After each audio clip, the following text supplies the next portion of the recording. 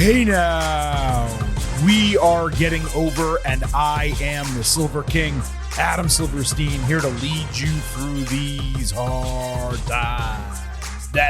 With the special AEW Revolution Ultimate Preview Edition of your favorite professional wrestling podcast. That's right, Getting Over is back once again, and it is Friday, so you know exactly what that means. We are here to break down everything that happened over the last week in AEW and provide you with a special segmented AEW Revolution Ultimate Preview where we will break down every single match on the card. Without looking, I believe it's 9 on the main card, 1 on the pre-show at this time.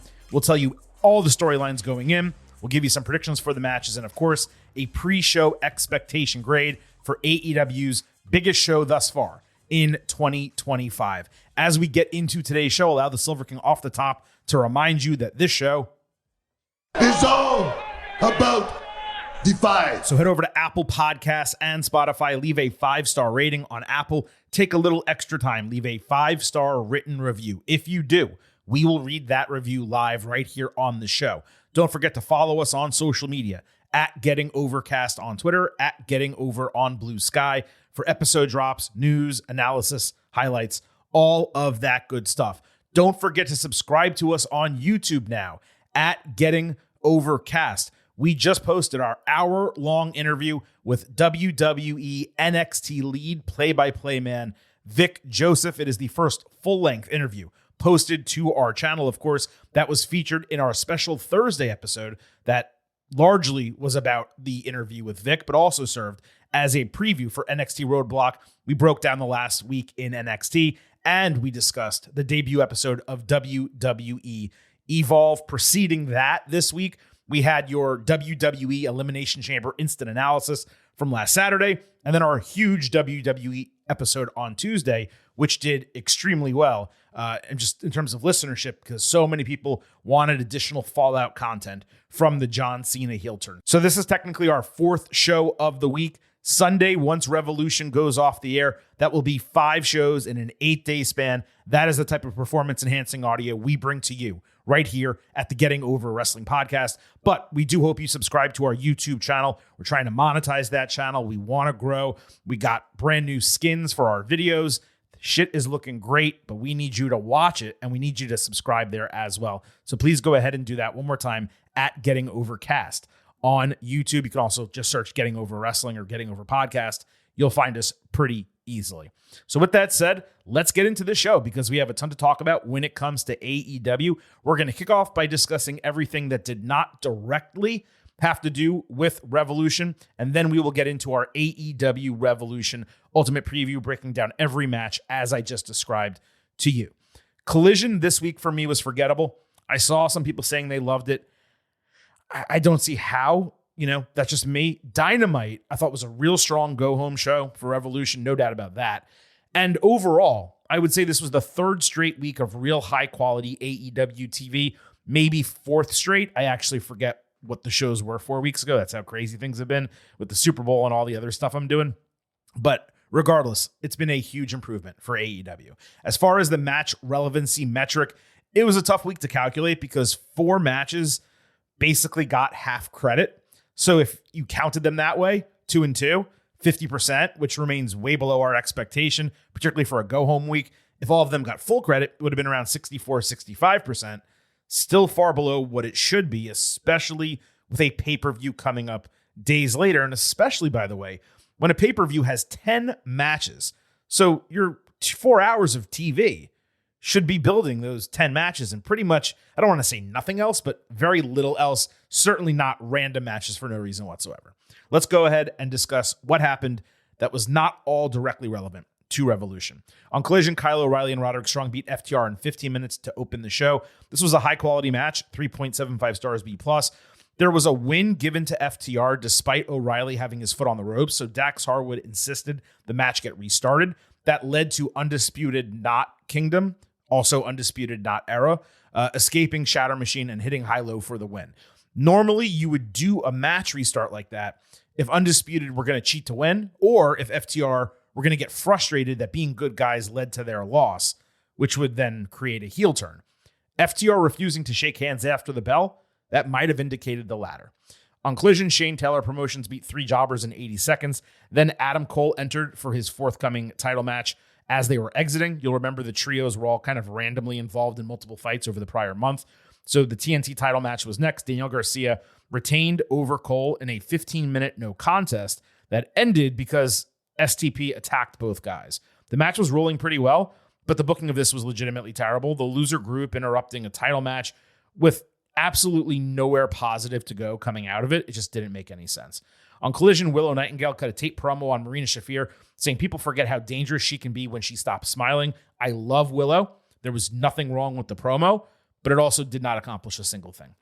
On Collision, Bandito and Powerhouse Hobbs beat the Learning Tree in 11 minutes. Literally zero build to this match during the show. Pretty sure there wasn't even like a quick segment with the faces agreeing to become partners or anything like that. And I'm forgetting off the top of my head, but I think this was actually the main event. So that was a fail.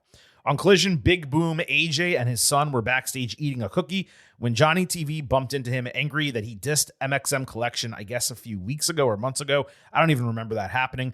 He told them to find 2 friends to fight at Revolution, then he stole the cookie. Minutes later, Orange Cassidy and Mark Briscoe, they just joined up. As I've said before, these guys were a dub in their first appearance. This is now overkill. Briscoe in particular is like the right guy to be working with them. Cassidy doing this is kind of absurd, just given the way he's been booked over the last couple of years, the strength with which he's been booked the last couple of years.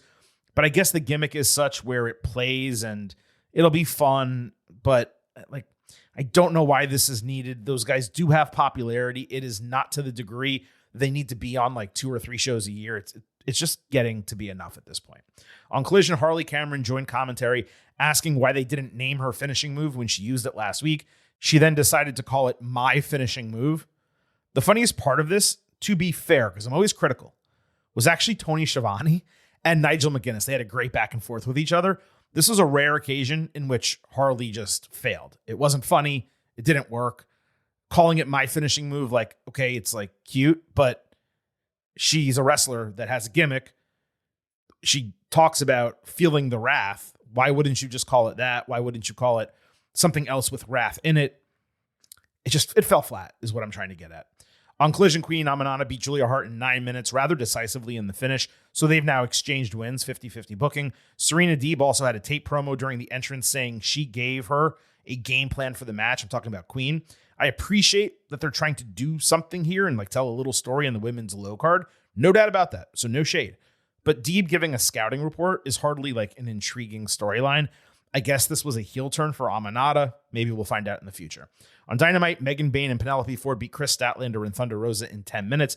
Bayne was unsurprisingly featured. Rosa was unsurprisingly pinned after an F5, which is called Fate's Descent, which is a really poor finisher name. Better of the 2 women's matches this week. On Dynamite, Will Hobbs, Will Ospreay, Mark Briscoe, and Orange Cassidy. I got mixed up with the Wills there. They beat Murder Machines, Mark Davis, and Brian Keith in 15 minutes.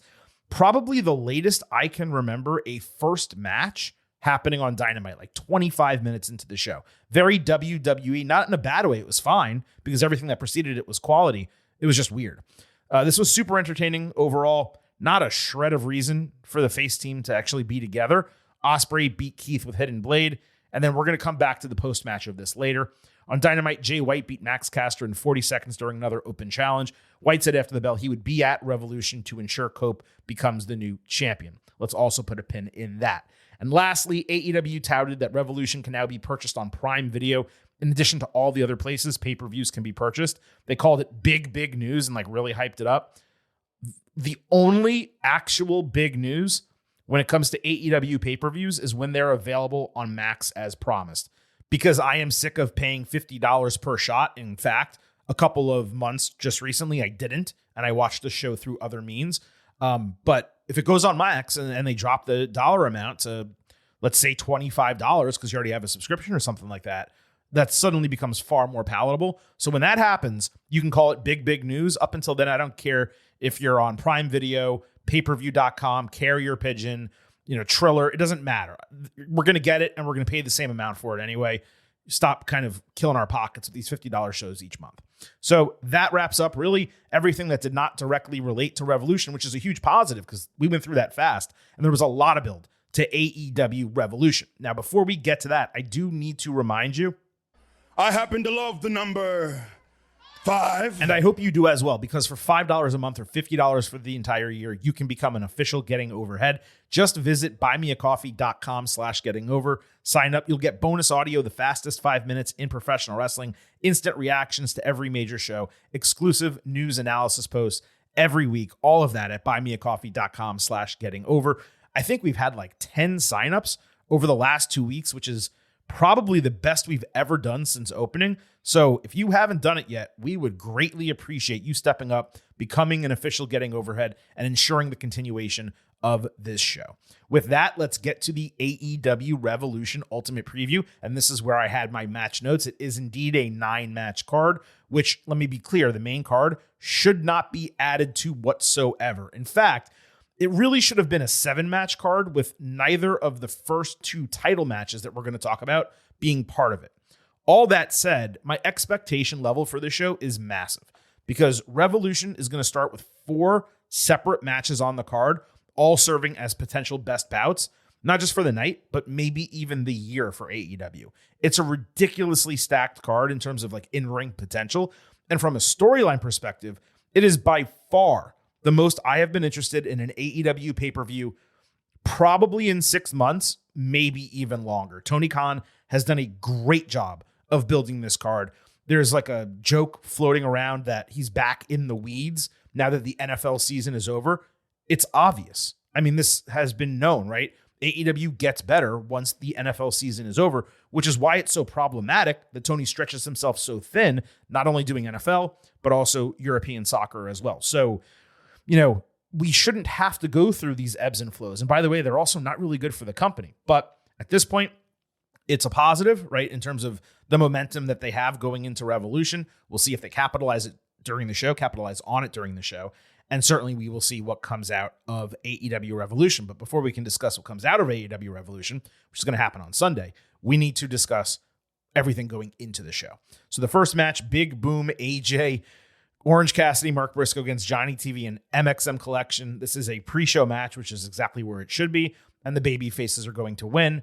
I am intrigued by the Johnny and MXM collaboration. Perhaps that's been happening in Ring of Honor and I haven't seen it. I don't exactly know. But they all did one, I think, segment on Collision, I want to say like 2 months ago. And I remember that being pretty funny. So I'm interested in this. I will watch this match, no question. But do I really care? No, I don't. And it's another big boom for AJ and Big Justice, his son. I always forget the kid's name. Continental Championship, Kazuchika Okada against Brody King.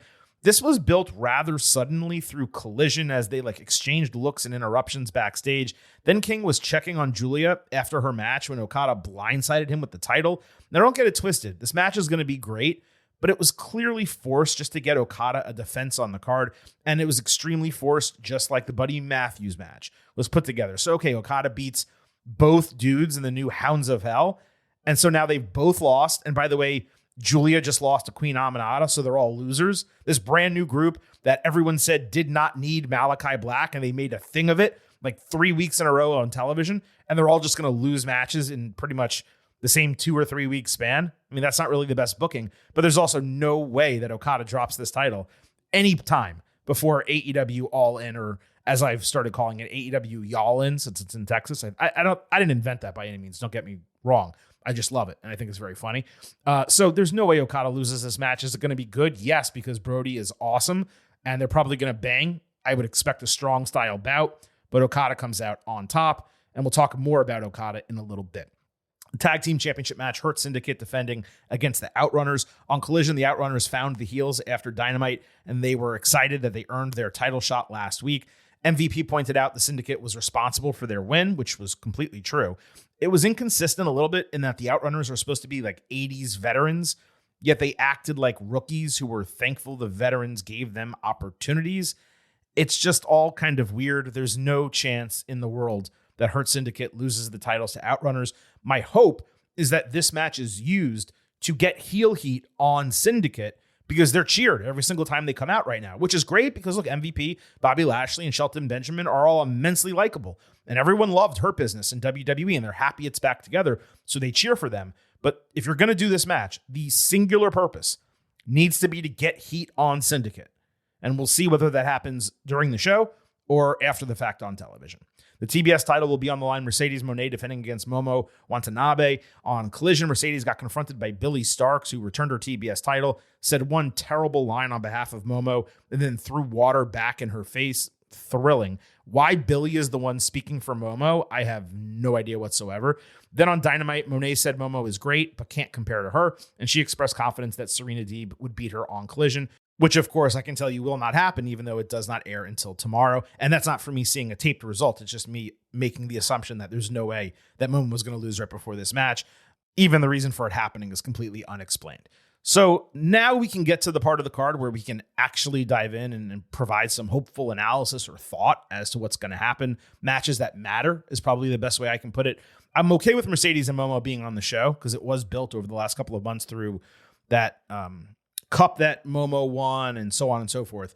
But these other two matches, the Continental and the Tag, those are TV main events at best. They really should not be on this show. All right, so let's get to the big matches. Will Ospreay against Kyle Fletcher inside a steel cage. After that random 8-man match, Davis choked out Ospreay. Then Fletcher beat the ever-loving shit out of him. Davis pulled Fletcher off, only for Fletcher to scream in his face with Don Callis getting the youngsters back. Then Davis hit Ospreay with the chair, and that was demanded by Fletcher. Fletcher hit a brainbuster on an open chair into Ospreay. Great spot. One of the stronger go-home moments in totality on Dynamite.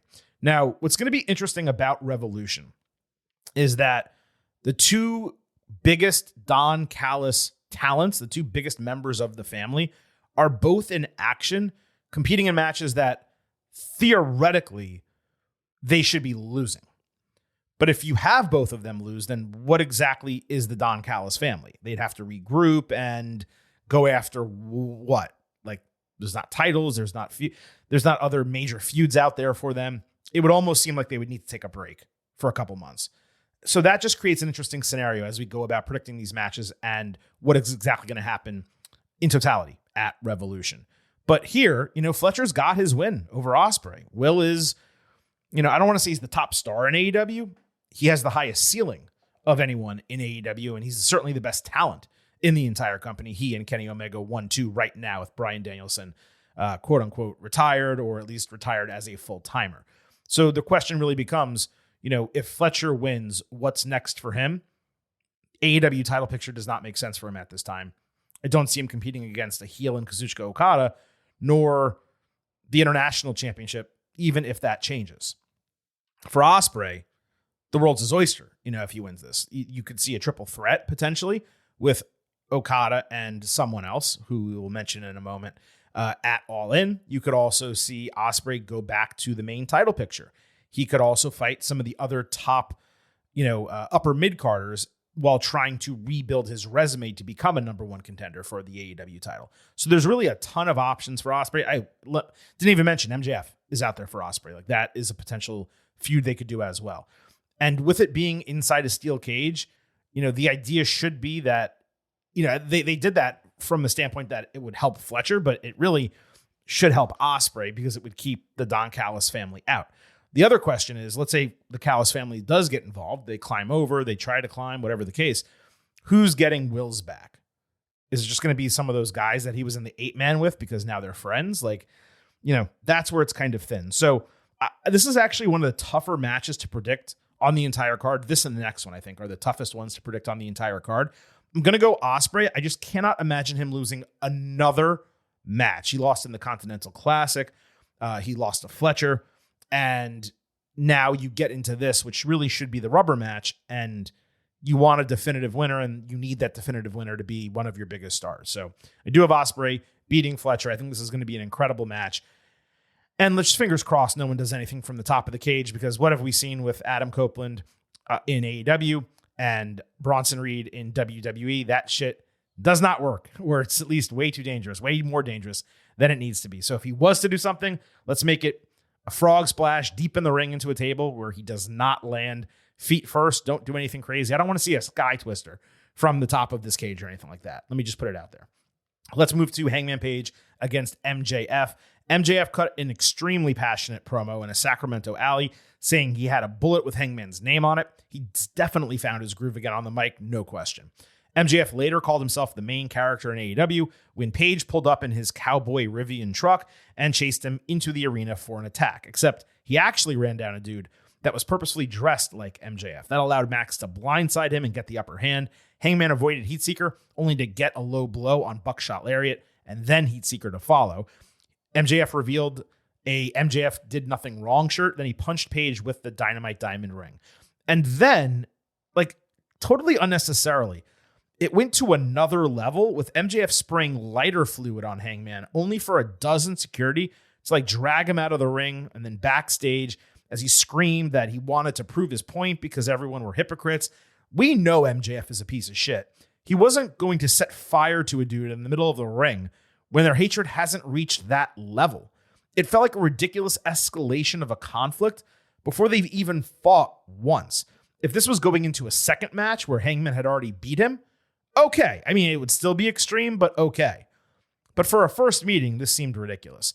And because of that, I'm actually not at all into the storyline between these two, other than the part about both of them believing they're the main character of AEW. A lot of the aggression just feels really forced. However, the energy and passion that they have put toward their promos and brawls has completely superseded that detraction for me. It's rare for that to be the case in AEW, but I am excited for this match despite the fact that I don't like the storyline, and I know it's going to be a great wrestling match, but that's not even the reason I'm excited for it. I just want to see these two guys beat the ever-loving shit out of each other, which means they successfully built the match, even if it didn't actually appeal to me the way they built it, if that makes any sense. Again, just like I said with Ospreay and Fletcher, this to me is the other match that is immensely difficult to predict. You would think, based on what happened on the Go Home show, that Hangman's going to get up on MJF and he will win because MJF got the upper hand the last time we saw them. Now, we don't know what's going to happen on Collision if they interact again. Maybe Hangman beats the shit out of him. It's going to be tough to say. My prediction is pretty much centered around the fact that they've been building a Hangman story longer than they've been building an MJF story. MJF kind of got thrown into this picture when the whole deal with Jeff Jarrett completely fizzled out. I mean, that shit was so ridiculous. I can't even believe it went on as long as it did, and that Jarrett was going after the title and so on and so forth. They were telling the Hangman story with his return and Christopher Daniels and all that concurrently, but seemingly because it was meant to get built up into something that mattered. Don't forget, there was that show where he went in and tried to find Swerve Strickland. They never went back to that, but perhaps that's something that goes down coming out of Revolution. So there's multiple areas in which that can go. For MJF, beating Hangman, I don't see him immediately jumping back into the world title picture, given all the names that are there right now and some of the storylines that we expect to happen coming out of Revolution. There's not like a natural progression. If Darby Allin was around, I could see a scenario where like he would beat Hangman, then he would go after Darby, and he would try to beat all the fan favorites who are believed to be the main character of the company. But, you know, Darby's climbing Mount Everest, and he's not expected back anytime soon. So that's why for MJF, I just don't really see where he would go. So I'm going to pick Hangman here. And I know that's picking two baby faces in a couple 50-50 matches, but it just makes the most sense at this juncture. And besides that, if they are going to continue this feud, I think Hangman winning the first, MJF taking the second, and then Hangman winning a rubber match would probably be the best way to do it, just given the fact that Page already lost the feud to Swerve. And you can't have him continue losing every single feud that he's in if he's meant to be the main character babyface of the company. So let's move to Swerve Strickland against Ricochet. This is a number one contendership match. On Collision, Swerve beat Clark Connors in 10 minutes, but it was clear he was like dragging out the match in kayfabe. He said after that he's on his way back to the main event and would also take back Prince Nana's legacy. I'd have just preferred a promo. We did not need a match here. On Dynamite, Ricochet came out for a contract signing in a suit without the robe. He said he was modifying it. Ricochet was rough over the first half, but he did find his voice a little bit at the end, saying he was going to use this as a stepping stone to the AEW title, which isn't really true because it's a literal number one contendership. So it's not a stepping stone. It's giving him a direct path to the AEW title.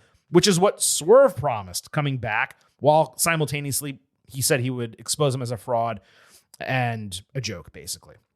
He said Ricochet would be remembered for Swerve briefly reviving his career and the fact that he has a ring announcer wife.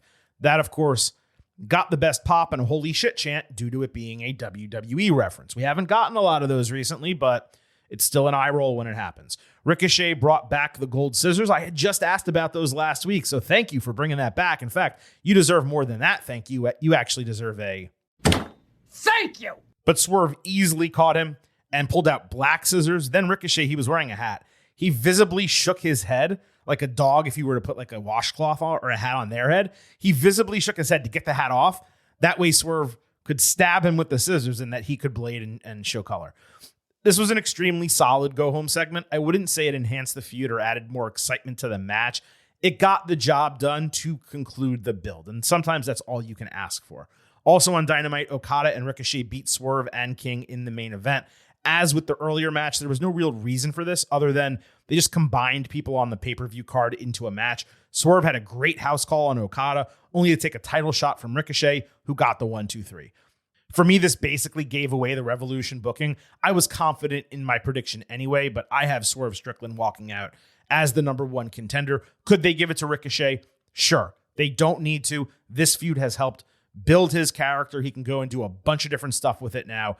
He does not need to be number one contender. And really, whether Mox or Adam Copeland or someone else walks out of Revolution as champion, Ricochet would not make sense as the first person to challenge them.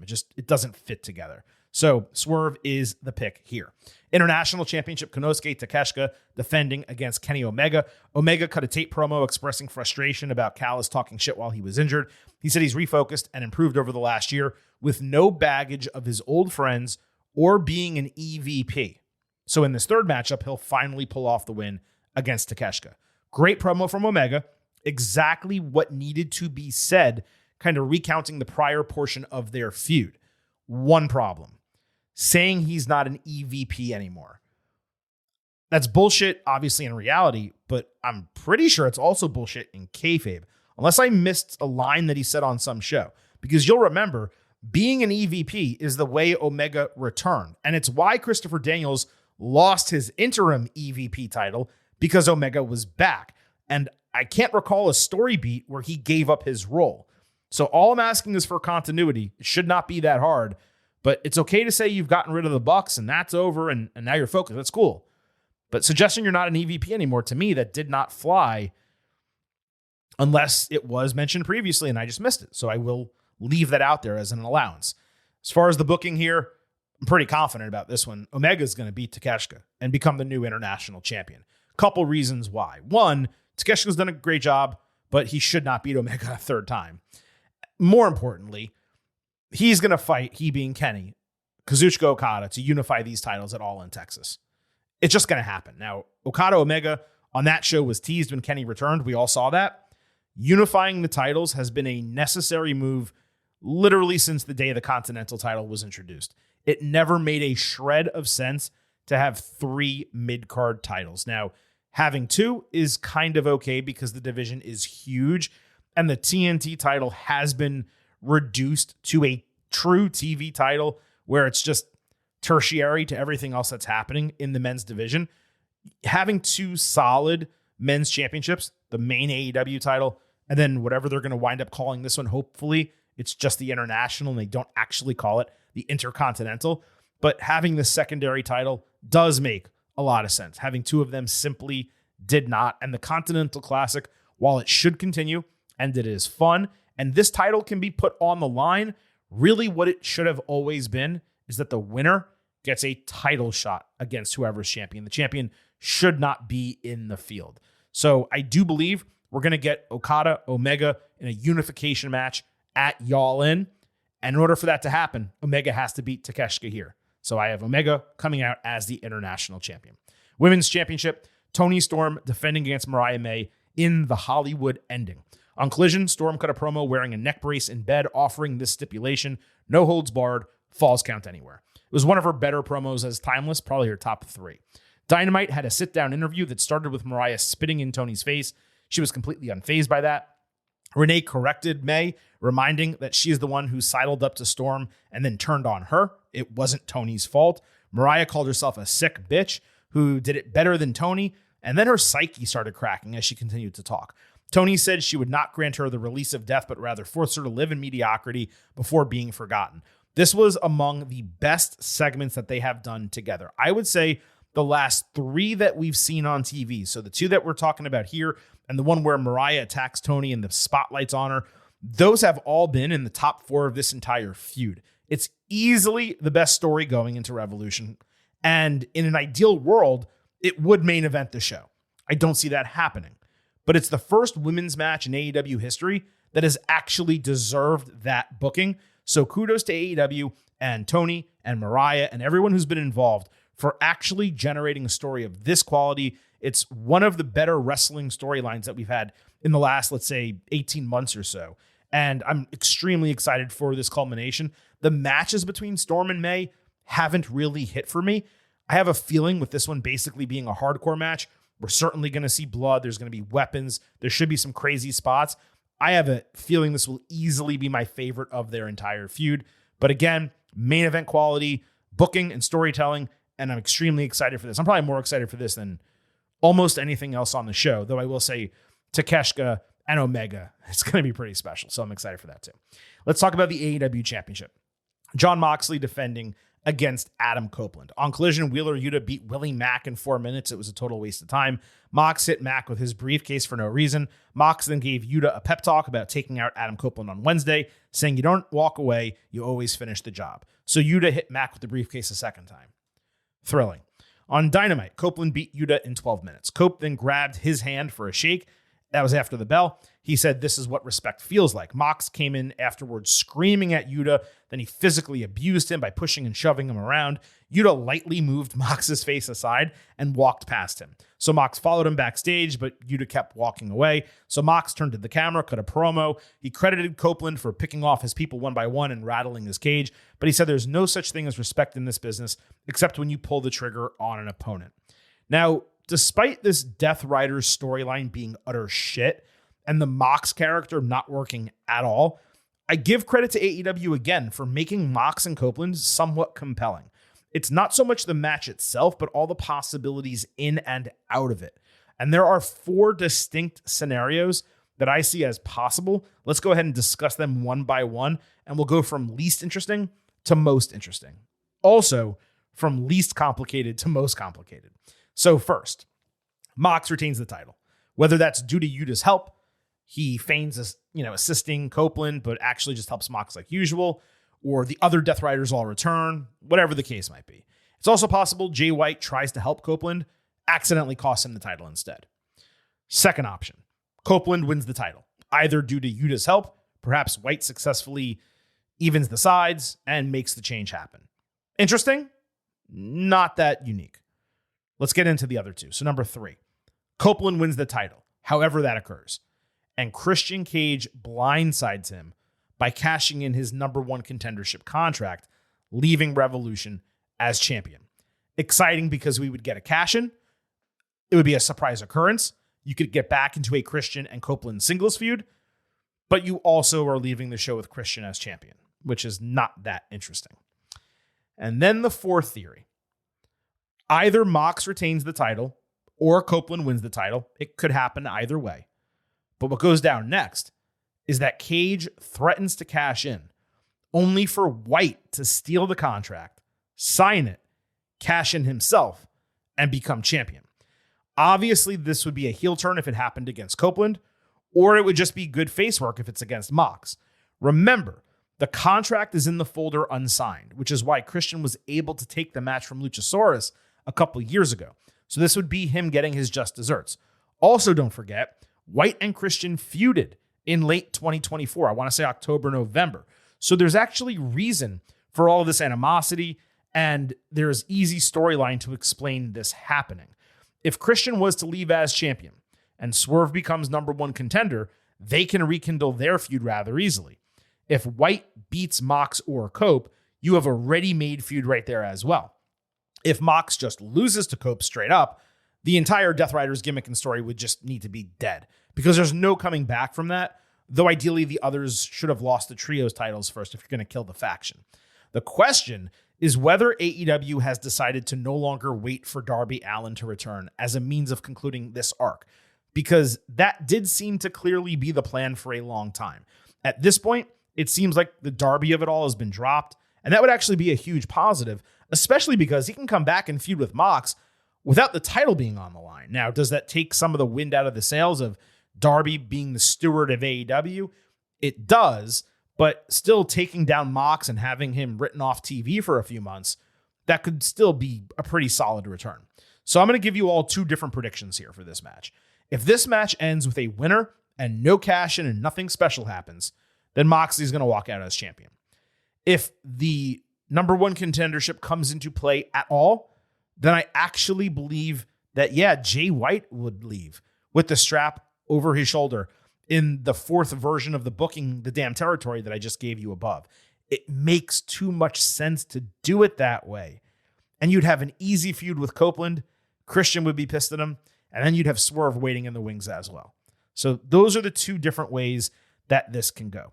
In terms of a pre-show expectation grade for AEW Revolution, this one's actually not that tough. There's 4 top quality matches here. There's also the conclusion of Tori and Mariah, a decent enough undercard, and a main event that could be extremely exciting when it comes to resetting the top title scene if they do any or all of what we just discussed. So because of that, my expectations are actually pretty damn high coming in. Perhaps among the highest they've been for an AEW show probably since the first All In. So I'm going to say a 92 out of 100. That's a flat A-. Maybe I should be a little higher at 93, but I'm going to stick with 92. I'm thinking this is going to be an incredible show. This may be the best AEW show of the entire year if they land the plane on all the matches that we've discussed. But because it's the first show of the year and All In is forthcoming and other events, special events that they're having are forthcoming, they may not want to blow their proverbial load, that quickly right at the start of the year. So we're going to have to see what happens, but I do know that AEW likes to try to make a mark before WWE hosts WrestleMania, and that certainly could happen here. As far as all of you are concerned, you can share your pre-show expectation grade along with your post-show grade by following us on social media at Getting Overcast on Twitter. You can also follow us at Getting Over on Blue Sky, but the poll function only exists on Twitter. So make sure you join us there, and we will have an AEW Revolution Instant Analysis podcast Sunday night as soon as the show goes off the air, so you're not going to want to miss that either. As mentioned, already in the podcast feed from this week is your WWE Elimination Chamber Instant Analysis, which I can't imagine any of you have missed, but if you did, it's still waiting for you. The WWE show that we published on Tuesday, which was going back over the John Cena heel turn on Cody Rhodes and all the events of Elimination Chamber, plus it recapped a absolute fire Monday Night Raw and a pretty solid SmackDown as well. Our Thursday show this week not only was a preview for NXT Roadblock and a breakdown of everything that happened on NXT, features an hour-long Iron Man interview between the Silver King and NXT play-by-play man Vic Joseph, one of my favorite interviews that we've done here on the show. Make sure you listen to that. And if you'd prefer to watch that, you can do so by subscribing to us on YouTube at Getting Overcast. The entire video was posted Friday morning, and we would love for you to watch us instead of just listen to us. We're trying to do some additional stuff for you. We are excited to be on YouTube, and you can listen to every episode of the show there as well. There's also video clips from our prior interviews, all on YouTube, again, at Getting Overcast. You can also just search Getting Over Wrestling Podcast, and we will be the first thing that pops up. Don't forget, here at Getting Over, It's all about Defy. so head over to Apple Podcasts and Spotify. Leave a 5-star rating on Apple. Take a little extra time. Leave a 5-star written review. If you do, we will read it live right here on the show. And please remember, I happen to love the number 5. and I hope you do as well, $5 a month, $50 for the entire year. You can become an official Getting Overhead. Just visit buymeacoffee.com/gettingover. Sign up. You'll get bonus audio, the fastest 5 minutes in professional wrestling, instant reaction to every major show, and exclusive news analysis posts every week. You get that at buymeacoffee.com/gettingover. Thank you all so much for listening to this edition of the Getting Over Wrestling podcast. We'll be back on Sunday and then again next Tuesday with our WWE show. This is the Silver King signing off and leaving you with just 3 final words. Bye for now.